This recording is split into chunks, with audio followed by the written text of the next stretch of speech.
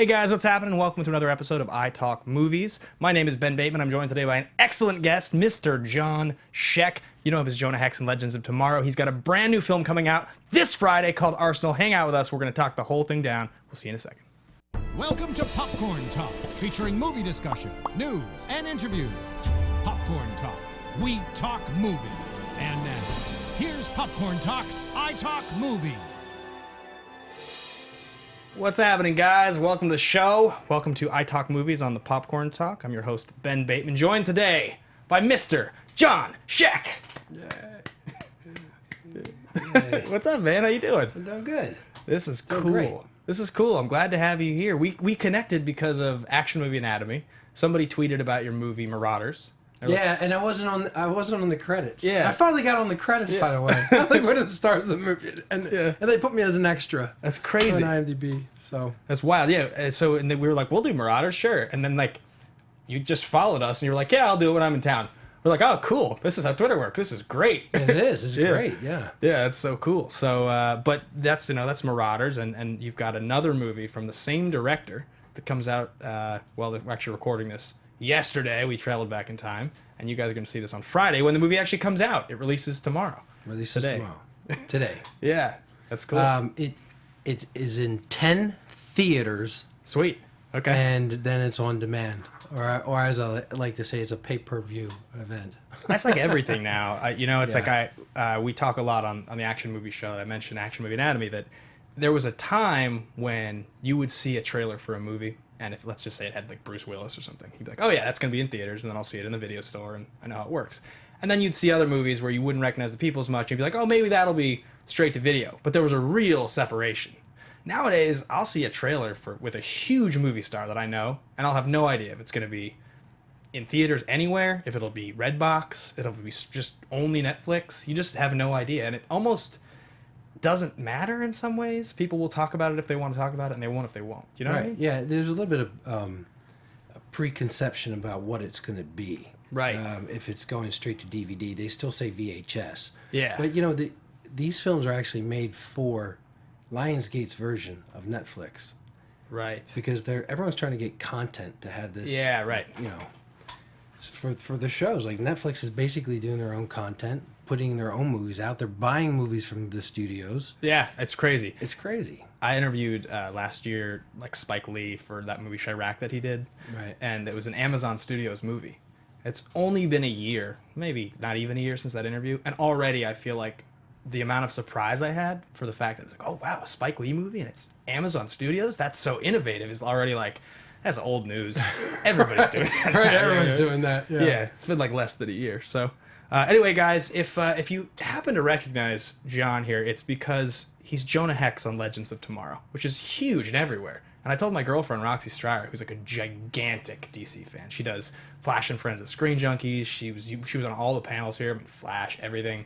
I was like, yeah, John Schaech. She was like, isn't that Jonah Hex? I was like, yeah. She's like, that's amazing. How are you interviewing Jonah Hex? It's like, well, I mean, he was like in these action movies. We kind of connected. I haven't watched Legends. I've seen your episodes, of course. But, so yeah, you're like a fucking superhero. I got called Jonah today in the gym. Really? Yeah, someone called me Jonah. I didn't know quite Cool. whether to say, hey, man, I'm Jonathan. Yeah. or just call me Jonah. Who Right. cares? That's Great. pretty cool.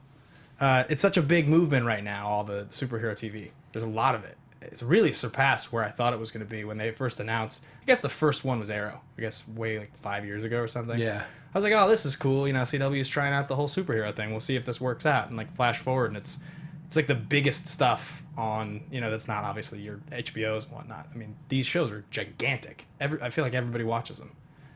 Yeah, and they cross. Yeah. Go cross from one to the other, and it's Smart. It's smart, right? And Really that smart. way, all 4 shows get picked up. Right. Just not one. So were you a fan of Jonah Hex and comic books? I was. You got cast. Oh, cool. Yeah, my father, I read Sergeant Rock and Jonah Hex when I was growing up. Those Okay. are the two I remember, with Superman and Spider-Man. Right. But those two kind of stuck out because they were kind of like, visually, they were a little more authentic. Yeah. And, my dad was always, kind of hesitant whether you should give those to me or not because there's violence. Yeah, right. Totally. But, he was a Baltimore City cop, so he was like, hey, man, this is real. Yeah. So you probably, I mean, you're talking those days. He probably gave you the comic around not that long after John Hex was even really created. I mean, his first appearance I think was All-Star Western number 10. So that's like 72, 73, 74, something like that. Yeah. So right. Yeah. So Sergeant Rock was a big 70s comic. yeah. Yeah. Yep. That's cool. I worked in comic book stores growing up. That was my thing. I have 6,000 comics in my mom's basement. Do you have any Jonah Hex? Maybe a little. Sergeant Rock? Definitely have Sergeant Rock. Yeah? Yeah, for sure. Why haven't they made that movie? Well, it was actually... So they've tried a few times. Schwarzenegger was attached. I remember that. In the early 90s. It was like 90. Joel Silver was going to produce it. It was like 92 or something like that. But they made Last Action Hero instead. Oh, Fail. oh, come on. Yeah, it was a bummer. But then he followed that up with True Lies, which is one of Which the... was great. It's one of the greats, right? Yeah. You know, we did True Lies on the show the other day, and there's actually a shot in True Lies that's like in the release. Like I rented it on Amazon, and it's an extra shot of him on the horse that's just not him. It's like it's not even like a spliced frame. It's like an actual full like second. You see, you're like, that's not Schwarzenegger. Well, you know why? Because back then they didn't realize that people would be able to stop and look at the Yeah. frame. They were just like, it was film. We couldn't believe it. We were like, this is one of the highest grossing movies of the 90s. It's one of his like tentpole movies. And my thesis on that was actually that that's the biggest missed sequel opportunity of all time in Schwarzenegger's career. Because it is. It's crazy, right? That they never made a second one. Yeah, well, he just became governor. I think, Well, it was in development, but they Yeah. they nixed it because terrorism stopped being funny. Is the reason. And so Cameron Well, was like, I'm not going to do it. Jamie Lee Curtis, one of the greatest scenes of all time. Yeah. In that movie. Unbelievable. Yeah. Just took that movie to a whole different level with that. Oh yeah, and I gotta say the Paxton stole the show. Paxton, I didn't even remember him hardly being in the movie, and he's just the most like shitweasel entertaining. He's so good in that role. He is so good. Yeah, and I just did a movie series with Bill Paxton. You worked with Paxton? I was with him about 4 or 5 months in Mexico. We did a movie called Texas Rising. Cool. Yeah. Wow, Paxton. Oh, that's unbelievable. He's an awesome dude. Oh, he's fantastic. Yeah. Great. True artist. Like, he really really cares about his work. Incredible filmography, too. I mean, all kinds of stuff. From Weird Science on. Yeah. I mean, Aliens, Tombstone, all these movies. And Apollo 13. Yeah. Really, he got on there and he hasn't got off. Now he's doing a television series. Right, he's in Training Day, right? Yeah. He's the Denzel character. Yeah. That's good. That's gonna be fun to watch. Yeah, it's gonna be great. Yeah, cool.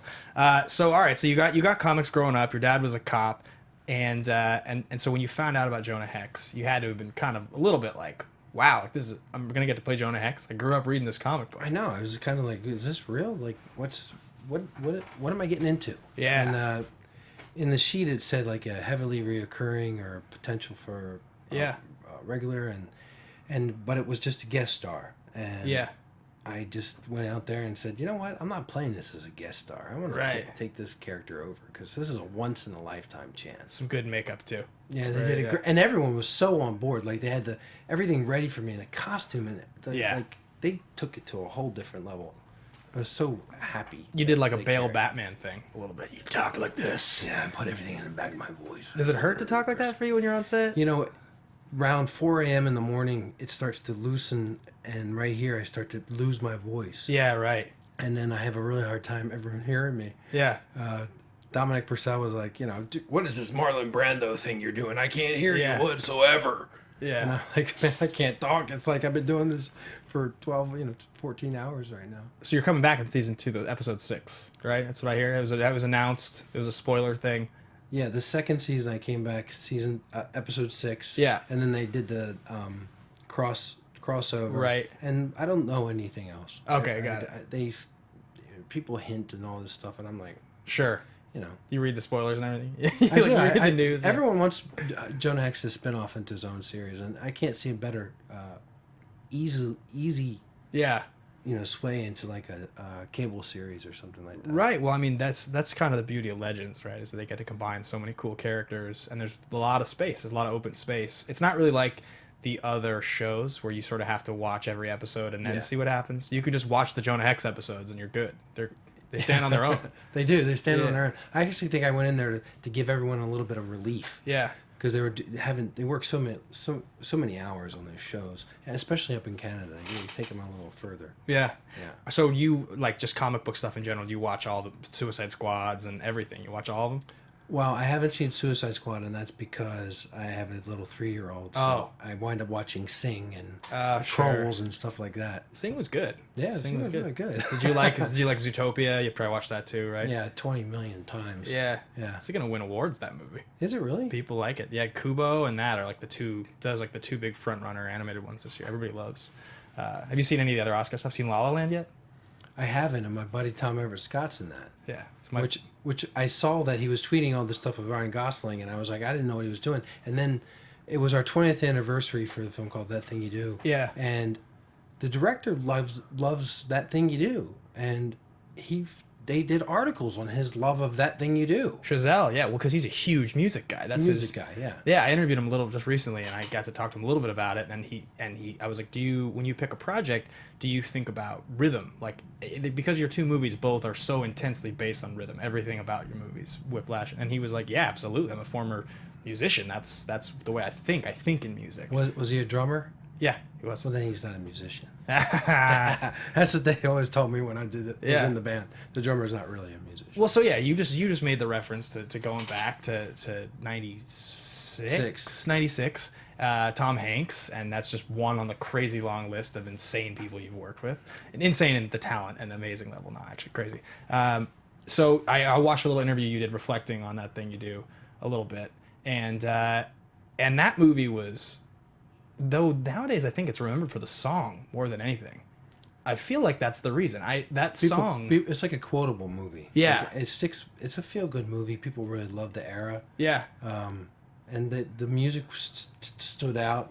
Michael Schlesinger wrote that song, but I remember being at the table and them playing two different That Thing You Do songs. Yeah. And saying, "What do you guys like?" we're like, they're both great. Yeah. Wow. So there was two options. So if you watch the end of the movie, the second one plays at the end of the movie. Cool. And it's like you could say, it's like, oh my God, that's That Thing You Do. Yeah. But it's not the one that they had to play. And another thing is they played a little bit of it in the beginning, and then they kept increasing it and adding different things to it. So when you watch that movie, it's a master of having one thing being that thing you do is the movie, and then kind of layering it out so that you don't really hear the final production till the end. It's a cult classic. People adore that movie. Yeah, people really do. And the cast is crazy, man. I know. I mean, but a lot of those people you were working with at the time, they weren't who they were yet, right? I mean, everybody from Steve Zahn to, I mean, Hanks really was. Hank just won 2 Academy Awards. He was the guy. Yeah, he was the guy. Yeah. But everybody else, I mean, for the most part, that cast was like pretty young, kind of up and coming, and that's Charlize Theron. Yeah, right. Giovanni Ribisi. Liv Tyler. Yeah, that's fun, man. So do you stay in touch with any of these? Colin Hanks was in it for his first ever talking thing. He's the drummer, is that right? Is that no? He walks Liv Tyler down in the showcase and says a couple things. I mean, Colin friggin' Hanks, man. Yeah. Yeah, I always tell him like, you owe me something, buddy. Yeah. I don't know what you owe me. Yeah. So awesome. It's going back to 96. I mean, I was like writing down some of the names where I was like, oh, I got to ask him about this guy or this guy. You got Nick Cage, you got Ed Harris, John Cusack, John Voight, Bruce Willis, Tom Hanks, and that was just a few. There was a bunch of guys that I loved in movies growing up. You could write a book. You could host a talk show. I mean, there's so many things. You have to have the most stories of anyone. I got so many stories. Yeah. I'm gonna write that book. You should write that book, right? You got the idea right here. So let's just get back to Arsenal for a second. We mentioned Cage, and he's obviously like the big crazy. He is crazy in the movie. What was it like working with him, sharing scenes with Nick Cage? I mean, he was one of my favorite guys ever growing up.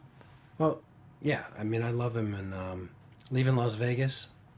Such a great role for him. Yeah. Played with that indie vibe, and really get into it, so it's not cartoony in any way. No. And it's just gritty, and he gets to be that character, and he really embodies whatever he plays. Yeah. Oh yeah. And I think he's got caught up in the fact that he was doing Con Air, but he was still Leaving Las Vegas guy, Well, that's the funniest thing. He's the single most bizarre, guy in the sense that, because you don't choose as an actor when your movies come out. Obviously, you film them, they go in the can, the studio releases them when they want to. So he does Leaving Las Vegas, which is supposed to be essentially like an indie movie that who knows who was going to see. Right. But at the same time, he's like his rising star. So he films Con Air, The Rock, and Face Off, which proceed to be the next 3 movies that come out after he wins the Oscar for Leaving Las Vegas. That's insane. It's such good timing. Yeah, right? It's a good team, man. Yeah. Like they figured it out. They put all those big action things, but he still kept his credibility, right, as the as the actor. It was also quick too. That was like, even though those were like big popcorn Hollywood movies, it all happened in 2 years. So it wasn't nobody was like, oh, he's not great anymore. It was like, well, he's just doing this thing right now, but he'll come back and get adaptation or adaptation. Unbelievable. God, he's brilliant in adaptation. I mean, I love Nicolas Cage. Yeah. Don't get me wrong. He's great, and he's great in Arsenal. He's kind of ridiculously great in Arsenal. Yeah, he's big. He plays a super great, like super coked out kind of gangster character. Yeah. So I mean, tell me a story. What was it like? You had some great scenes with him where he's going big, man. I was sitting in a chair waiting. One thing, Stephen Miller is the director. Everything is contained so that we take care of business very quickly. Yeah. And when he came, I hadn't met him before we started filming. Nick. And he literally walked in the door, and I was just kind of thinking about the scene and going over my beats and what I needed to do. And he walked in the door with this outfit that I hadn't seen, and he walked over and he said, "Hey, Johnathan, let's do this." And he shook my hand. And then for the next 16 hours, we filmed. Wow. And he just would do anything in the moment that he felt he needed to do. And I've been in so many different acting studios across this world, and the one thing is he takes so much risk, and he could with this character. Yeah. But there was something else going on with Nicholas. I think that he was passionate about playing this eccentricity. Yeah. He was into it. Yeah. And there's a movie that he had done like 20 years ago with Chris Coppola called Deadfall. Okay, yeah. And if there's some correlation between the two of them, because I talked to Chris Coppola and he said, yeah, we're kind of like playing around with this idea because we were brothers in this movie, and then the movie didn't, but we still get to play these characters and be in the same film together. So they had this thing going on inside of this movie, Arsenal. Interesting. And then Steven just locked the doors and just let us play. Yeah.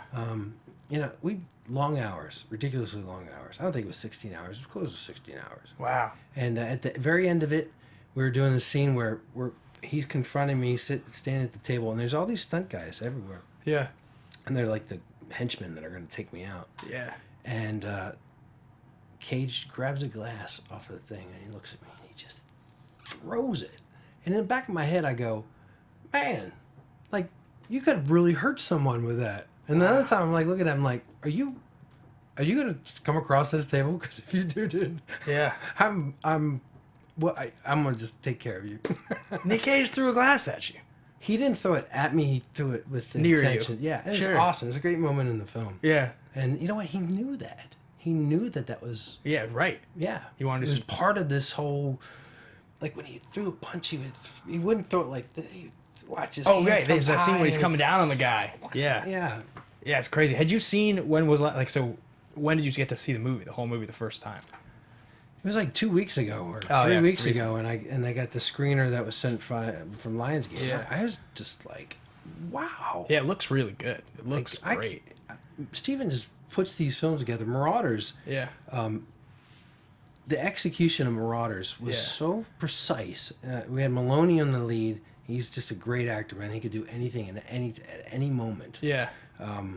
It's like, they used to talk to me about Tom Hanks, about his acting. They would always say, like, Tak Fujimoto, the DP, would say, you could put this in any gear at any time. Yeah. You could, and that's what Tom Hanks does. He can go put it right back in reverse. Right. And he can just put it in neutral. It's one of the best ever. Yeah. He can just floor it. And go straight forward. So that's, when you get actors like that can do that kind of dance, yeah, man, you just don't know what you're going to get. How was it working with Adrian Grenier again? Me and Adrian had a great time working on Marauders. We got a lot of scenes together, and we just freaking hit it off. We're like completely different but the same kind of heart Yeah. underneath it all. So we were like, so they would talk about it like, you guys should be brothers. You look like brothers. You act like brothers. Right. And then so they got this film going, and we shot this in like, I don't want to say 2 weeks, because it might have been 2 weeks. Yeah. Maybe a couple of days more. A hurricane, like a hurricane or tornado, screwed up the days a little bit. Okay, sure. Yeah. So you got a couple other things coming out as well. So you got Arsenal that comes out today, tomorrow, yesterday, whatever the day people are watching this. Jackals with Steven Dorff. You've already wrapped on that? Is that right? Yeah, we wrapped that. We even did reshoots on that. So okay, that's cool. In the horror genre. Right. We just did on Action Movie Night. We did Blade yesterday, and I was 10 years old when that movie came out in 1998. And Steven Dorff, I remember seeing like on the cover of magazines, and he was such a pretty boy at that moment. The vampire thing, it's always been trendy, I guess, but it was super trendy then too. And it was crazy. I was like, man, Steven Dorff. I looked him up. I was like, oh yeah, I saw him in that. I was happy to see him working with you. He's great in Blade. I mean, was it fun working with him? Oh, Steven Dorff's great. Yeah. I've known Steven over 20 years. Yeah. We've never done anything together, so this is our first time we really got to work together. We didn't really get to do a lot of, like when I work with somebody, usually I get to know them and work the characters through and everything. Jackals was a very short period of time shot. Steven comes in for a period. Right. Me and Steven Dorff were on the front cover of the very first Vanity Fair Actors to Watch. Oh, okay. 80 Men to Watch. But there was a ton of guys on that cover with you. Leonardo DiCaprio was on that same. I saw that image actually. I was just looking that up. Benicio del Toro. Yeah. It was a great group. And Matthew McConaughey. McConaughey. Yeah, and then me. Yeah. No. Yeah, but like what's crazy is if you look at your credits and you look at everything you've done, it's like they always say it's the people out here that stay here that make it. Right? If you come out here and you like, let's say you have a great moment, some down moments, some up moments, but you leave, well, yeah, obviously it's over. You leave the city, you decided to give it up. As long as you stay here, it's like it just rolls and it keeps going and it keeps going. Because so many of the guys you're talking about have had ups and downs. Yeah, everyone has like a wheel. You go to the top of it and then you start to circle down. It just depends how far it takes you to get back to the top. Yeah. Right? Because there's all the there's the guys like we talked about Tom Cruise for the cameras were rolling, who are like the sort of like singular, the 5 or 10 of them that like exist. Denzel, these guys who are like global icons that their brand can never actually fade away. But that's like, I don't know. There's there's very few. Most actors and actresses out here are not that way. So what's wild about that is like, I was thinking, I was like, okay. Nick Cage is a great example because I'm going to launch this show pretty soon. I was talking to you a little bit about this Tom Cruise related show, and I was like, I love Nick Cage, I love Tom Cruise. It's two of my favorite guys ever. But I was like, Cage is not as relevant right now. He is to me because he's one of my favorites ever, and he's obviously in big movies still, but he's a little different. He's not in the Mission Impossible franchise. He's not still sort of producing his own stuff that's opening for $400 million. Like Cruise is one of those guys that's managed to stay doing it. And if you think about it, like Jonah Hex, you're relevant in a way right now because of that character over 95% of males in your industry, because everybody watches that show. Everybody loves comic books. That's the thing right now. You're Jonah Hex. Man, I wish you could tell my agents. No. Yeah. They all know. It's all good. Yeah, I think just that to me is crazy. Is like, that's what it takes. You're the lead in that thing you do. You're Jonah Hex. 20 years, but relevant to a different audience, completely different ways. It's the same thing. Yeah, something's happened with my career in this whole... ever since my son was in the belly, I've started working at a different level again. I start opposite Duchovny and Ed Harris in the Submarine movie. Yeah. And working with Ed Harris every single day, you just learn.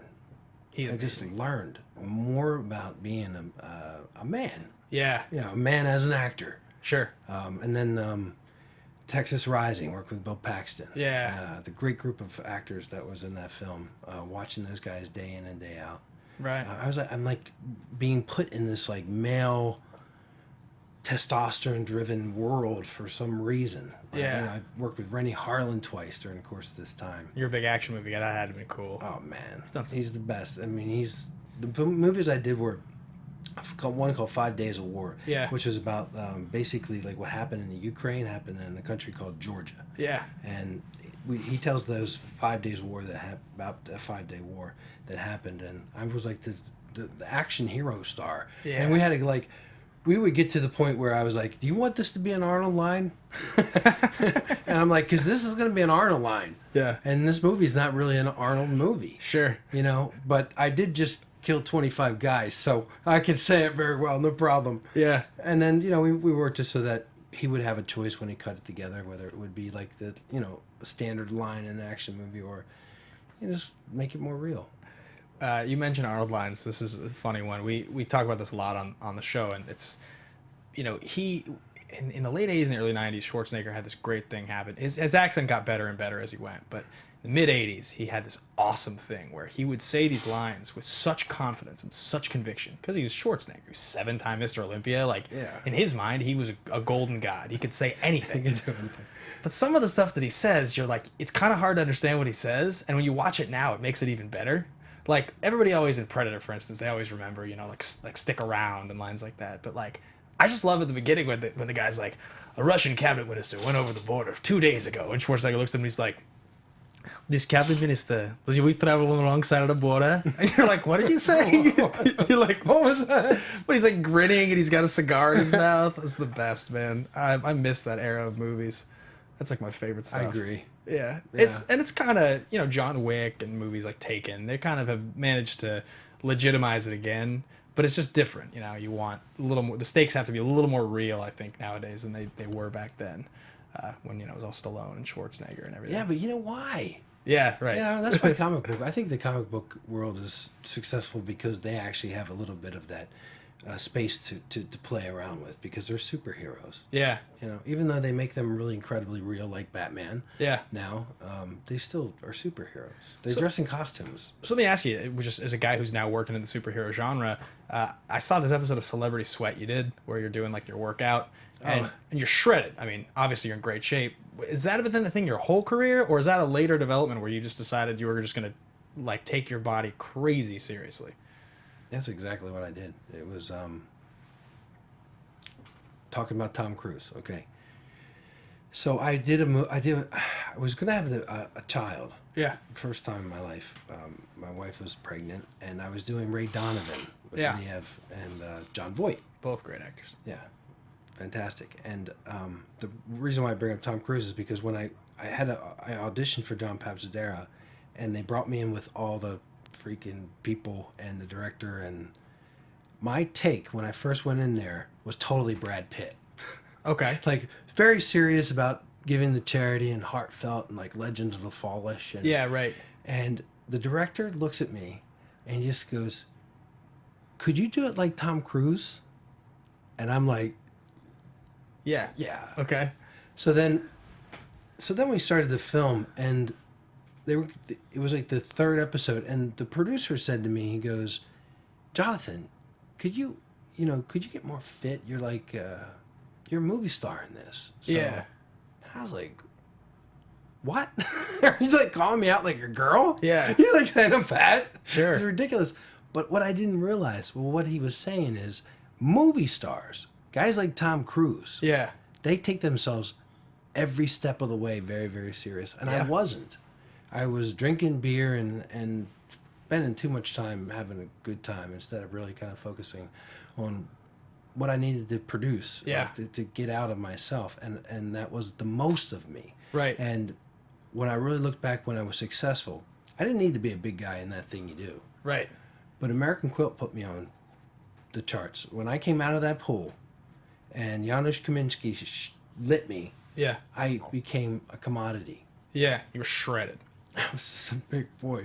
I really had it together in some strange way. So I knew my physical relevance was very important for the next stage of my life. Not only for the movies and the roles that I would play. Look, I got Jonah Hex. Yeah, right. I got Arsenal. Like they put me in these movies because they look at me and they're like, you're like a tough guy. Yeah, how do you do that? You got the stubble. It's awesome. You know?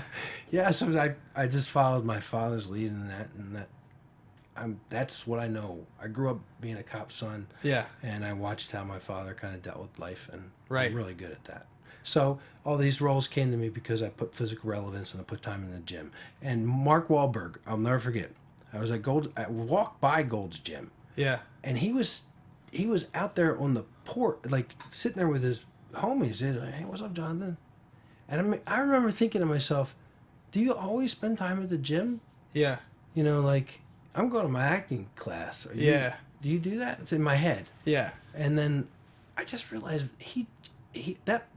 that's part of him. That's not entirely who he is. Right. You know, he's got so many other aspects, but he knew that because he was a performer. Right. Yeah. So. Yeah. So yeah, it was a decision then later, the latter half of your career, to decide to get just super, super yoked. Super yoked. That's cool. Yeah. That's hard to do. I got to say, I've done it before. I've never gotten like you're pretty big. I've never gotten big, but you know, I've done it. It's hard work. It really does take commitment. It's diet. Yeah. A lot of diet. For Arsenal, I was on a 4,000 calorie diet. I ate 8 meals a day. Wow. It was stupid. I was just shoveling food in my mouth. Yeah. And just working out. Like, But the right kind of food, right? Yeah. Yeah, the right kind of food. You don't want to get. Yeah, just not like calorie intake, but like proteins and. So let me ask you, like, so you mentioned like back then you were hanging out, you were drinking beer. What's like the relationship to drinking beer, alcohol, as you start to get into working earlier mornings, working out more? Is it easier, harder? Do you find you even have time to drink? I've asked this because I talked to a lot of actors and people in the industry. It seems like as people get the second half, drinking becomes something that's just like, I don't have time for this. That's exactly right. I don't have time for it.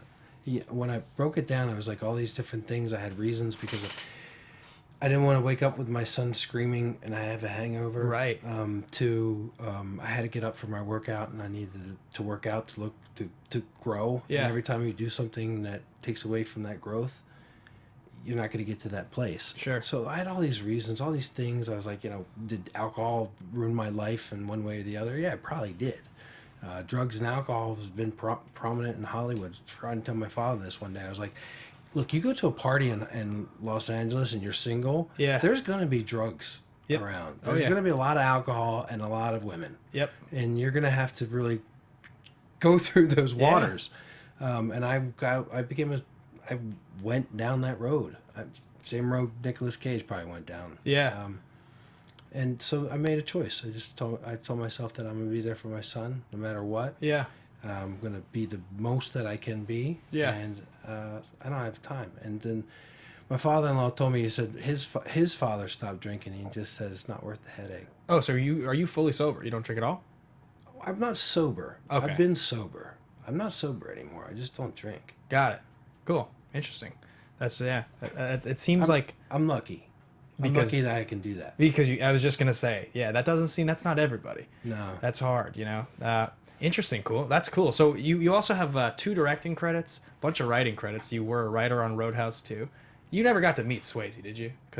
No, he studied with Roy London. Okay. But I never got to meet Swayze, and I love Swayze. The Swayze is my single actual favorite of all time. I said that about Tom Cruise. Cruise, because he's so relevant now, Swayze's body works so small. It's hard for me to get to, we talk about Cruise on the show all the time. Swayze's limited, but he still is my single favorite ever because I think that Bodhi is like one of the cornerstone movie roles that I'll ever watch. He's magnetic in that movie.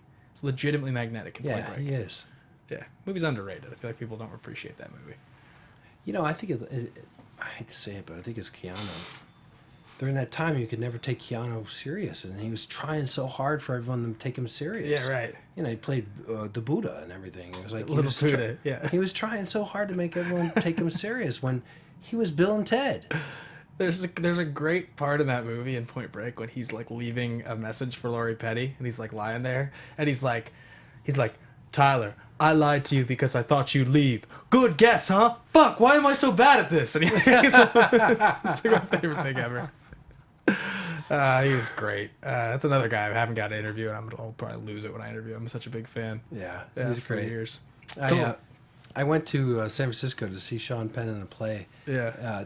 Sean had directed me in a piece that he wanted to make that never got made. Yeah. I got all the knowledge of hanging around Sean and going to sets and him talking. But when I went to go see him in this play, we went to dinner afterwards. Yeah. And it was Philip Seymour Hoffman, Keanu Reeves. Who else was there? Aaron Eckhart, Sean, Robin. that group. Wow. I was like, okay, wow, am I in this company? Cool, man. Am I supposed to be in? So let me ask you, because you mentioned working with, well, Cage is a good example, Ed Harris. These are guys who notoriously are pretty intense on set, just intense guys. Who's the most intense actor you've ever worked with? Level of intensity where you're like, whoa, you're like smoldering right now. Wow. Well, I mean, the focus, Tom Hanks, intensity at Harris. Really? Yeah, he's legitimately kill everybody in the room. Nails. Yeah, like he is. There's something like when I hung out with my buddies that are SEALs. Yeah. They would say like, I could kill everybody in this room. Right, Stuff like right. that. You're like, oh, what, are you serious? And you're like, yeah, he's serious. That's what they do for a living. Hang around fighters. Guys that practice killing people the whole day. Yeah. And some construction worker wants to pick a fight with them in a bar, and they're like, "What do you do all day?" You're gonna tell me Ed Harris practices killing people all day? No, but he has that essence. Yeah. He has that, and he's one of the nicest men I've ever met before in my life. That's And the way that we ran lines, he gave me a baseball glove. Yeah. And he took a glove and we played catch and ran our lines. Wow. That's how I rehearsed with that Harris. I have this list of 10 interviews all time that I want to get, right? As a journalist, it's kind of like, you can tell I'm a big fucking nerd. I nerd out about what I nerd out about. So the people I love are the ones that I want to interview. And he's like probably in this like number 13 or 14, almost based solely on General Hummel from The Rock. But I mean, I've seen him in so many things. And I always hope that with the people that make that 10 and 20, like that I have enough knowledge. I've watched enough. I know enough things that when I interview them, I don't come off as like the base level fan, but I come off as like, I intimately know your work. And even if because I've heard Ed's a pretty intense guy. I've heard he can be like a little short if he's not in a good mood. So I never want to be that guy that gets that side of one of these people who I admire. I want to make sure they kind of take me seriously. And if you give respect, respect will be given. Yeah, right. Pretty much everyone except maybe a couple of the guys that are off the charts, which there's many of them. Yeah. In the acting profession, there's a lot of really crazy people. Yeah. I actually worked with a legitimately crazy person. Who? Well, you can't say. No, I can say. I think she actually is in an insane asylum. Emily Lloyd. Okay. Remember that name? I don't know. River runs through it. Okay, sure. Right. She was legitimately, like, we were driving the set one day, and she was like, stop the car, and she ran out in front of the headlights and just laid there. And I was like trying to get the driver. I was like, there could be a car coming at any moment. Like, we got to get her out of the road. Yeah. And then she would do things. She would sleep outside my door. She was just out. And then she got locked up in the insane asylum. But she's brilliant in the movie. Yeah, I guess they cut her out. Like, it was just something about just... Yeah. I don't know. You hear that. So you're married now, third wife, and you have a kid, right? Yeah, a 3-year-old boy. That's cool. That's a whole different phase of life. Yeah, and that phase of life has brought me to this, starring in this movie Arsenal. Yeah. About 4 films in, producing guys that did Lone Survivor. Yeah. I had worked with them in the very beginning of my career in like 97, 98. Yeah. Did a couple of their very first movies. And I saw them out after Ray Donovan. They were like, we're doing these movies. We'd love for you to be in them. Yeah. And I was like, okay, and then they would send me scripts, and I would be like, oh my God, yeah, I want to play that. And then they were like, well, you can't play that. Jason Patrick's playing that. Yeah, right. Like, what? But we'll give you a scene in the movie with Jason. Yeah. I'm like, I love Jason Patrick. That's cool. Yeah, he's like my favorite. I learned so much about Jason Patrick, work with him, but he's such a great guy and one of my favorite actors. Yeah. So I did a scene or a couple of scenes in that movie, and then the next one they sent to me. I was like, I get to act with Bruce Willis in this movie. Like, I'm going to be his right-hand man in this movie. Yeah. And so, just had a great time working with Bruce, and getting the experience of a true movie star. Like, he is just... I've heard good stories about him. He can do all the work and do all the great stuff, but he is just... He's Bruce Willis.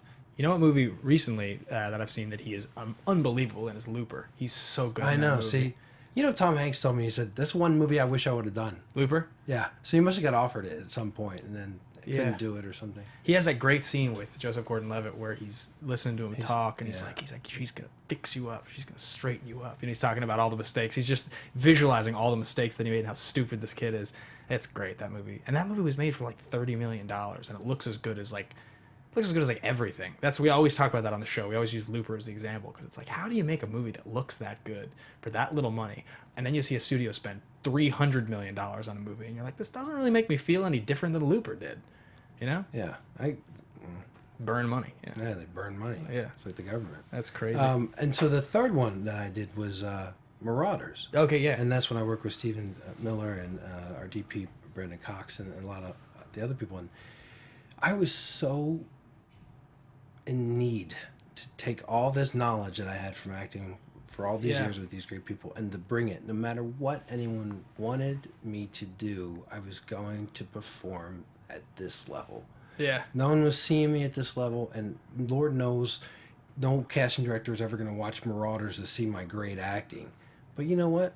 There's so many moments in that movie, and it's because of my director and my DP and my first AD and everyone protecting me and making me look really good, as well as my fellow actors, Adrian and Alicia.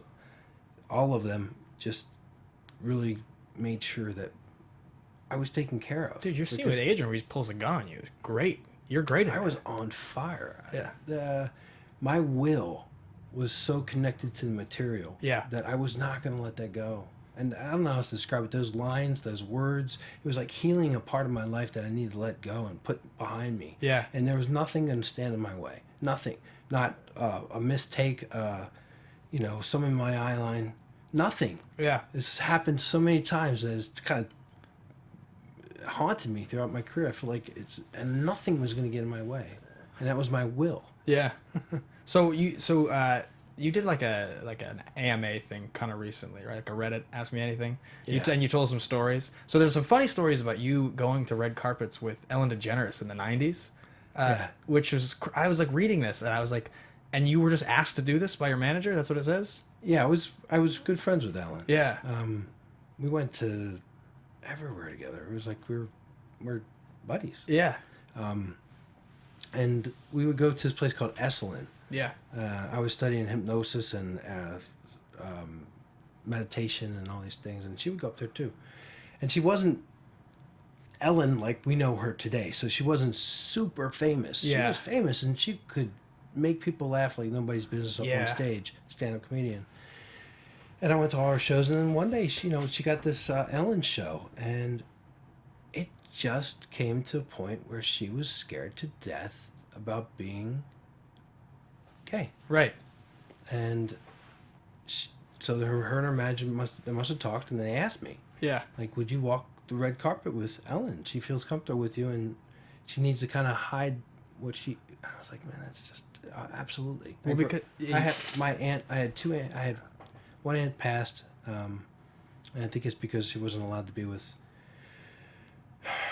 her girlfriend or her wife at the time. There was no marriage, but they weren't allowed in the hospital, and I think that's what happened with my aunt Pat, and then another aunt, and then I had an uncle who was gay, and I had like 3 funkles, as they call them. Yeah. So I grew up in that world, and I kind of understood it because they would never talk about it. And when Ellen asked, You were like, I'm there. I got you. I got you. No problem. I recently got to go to her show. My brother and his now wife, my sister-in-law, just got married last August. And Sarah, my sister, is the biggest Ellen fan I've ever met. I mean, and they live in Seattle, where I'm from. So this business and the kind of stories you're telling, which are, I've lived 1% of your stories.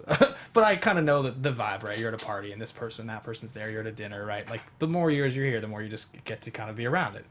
So for their wedding, they asked, can you get us tickets to Ellen? It's really hard to get Ellen tickets. It's like impossibly hard to get Ellen tickets. So my girlfriend and I spent a long time trying to get them tickets. We got tickets to the show. They flew down here for it. Went to the show. And we actually got invited back for 12 days. We all won 12 days tickets, which was really cool. So they got to come down twice.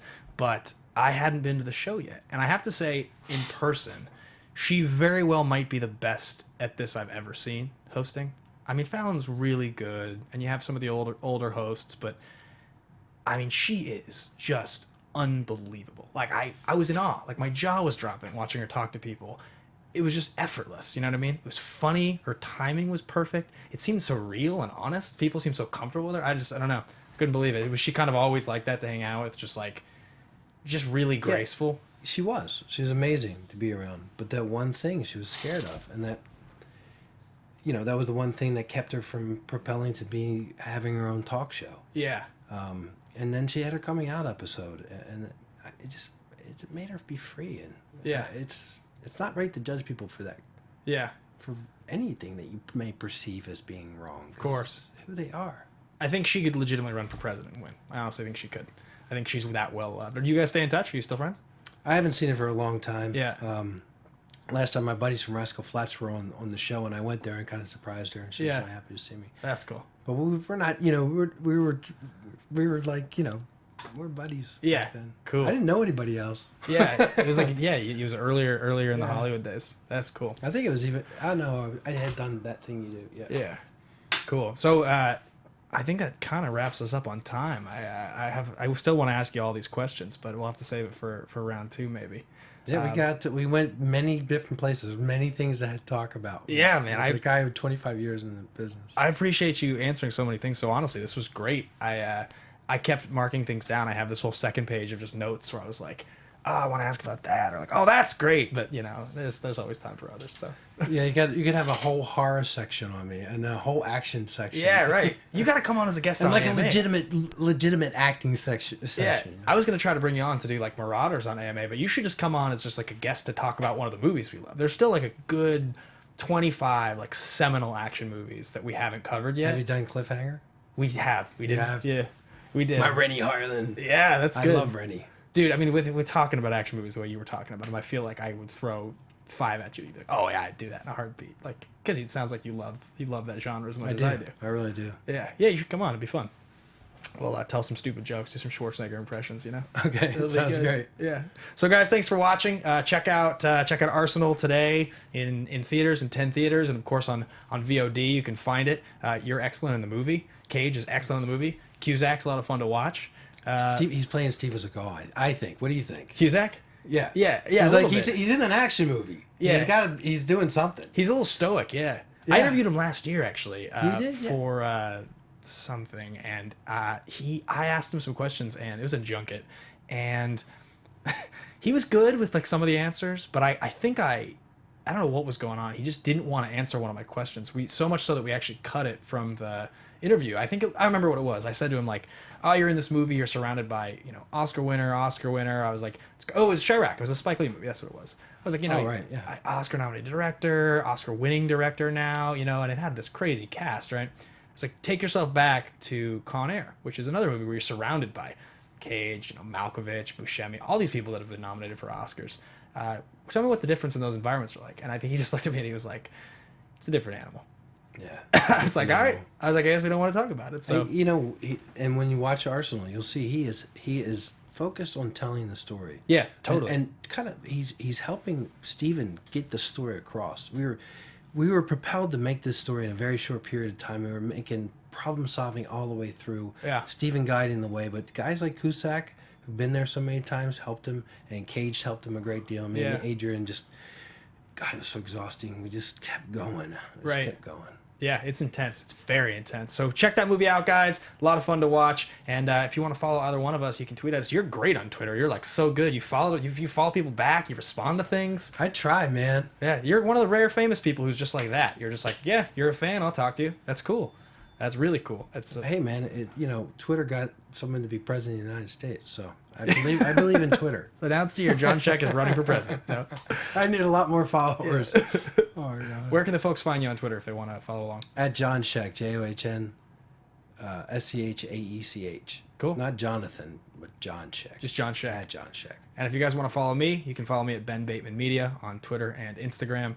And thanks, man. This was really fun. Appreciate you coming by. There's a lot of Ben Batemans on Twitter. There are, but Ben Bateman Media is me. Yeah. I'm the only one that wears a R2D2 C3PO pocket square. Yeah, so. Baby. I can't wait to watch all that with my son. Yeah, it's gonna be good. Bye, guys. All right. He will sit there and eat a entire thing of popcorn.